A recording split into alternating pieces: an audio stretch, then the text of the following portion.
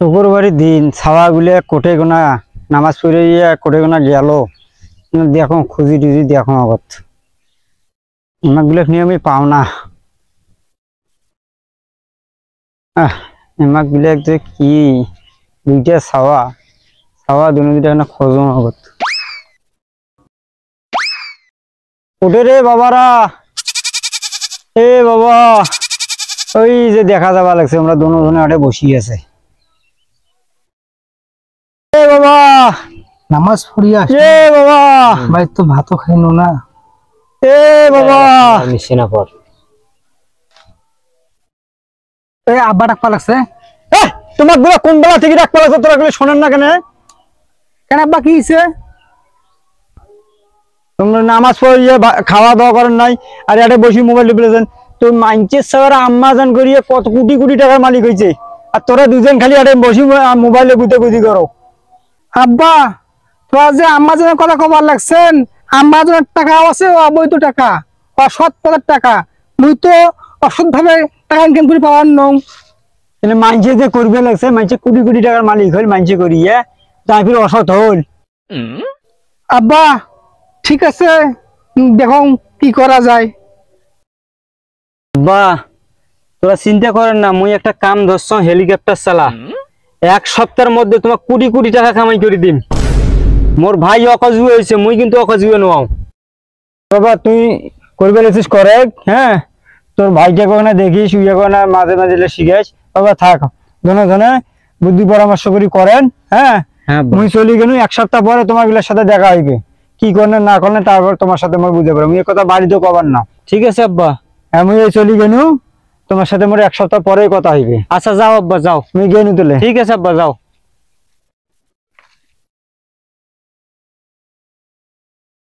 ভাই আব্বা তো গেল, মুই তো যেভাবে যেভাবে বুঝি দিন তুই সেইভাবে সেইভাবে মোর সাথে কাম করবো।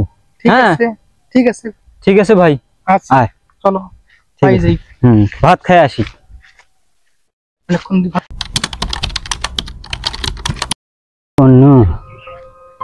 টাকা গুলে 3.5 লাখ টাকা উঠে যে থইল কি যে হইল, মাথা আর কুলে না।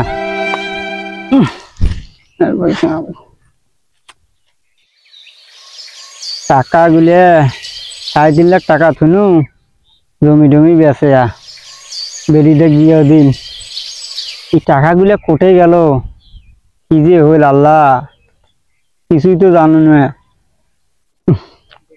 দেখো আমরা গুলা কোটে কোনা আমরা গুলা পুষ করো, আমার গুলা পুষ করলে যদি সন্ধানটা পাম। এ ভাই